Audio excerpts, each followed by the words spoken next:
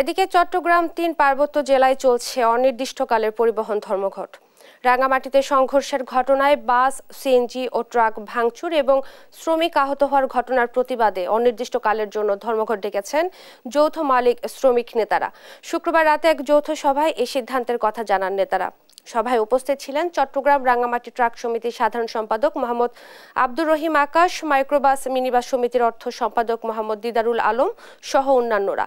এছাড়া সংঘর্ষের ঘটনায় ৩টি বাস, 4টি সিএনজি, 12টি ট্রাক ক্ষতিগ্রস্ত হয়েছে। এর মধ্যে বাস চালক ও হেলপার 6 জন আহত, সিএনজি চালক 30 থেকে 35 জন আহত ও 12 জন ট্রাক চালক আহত হন।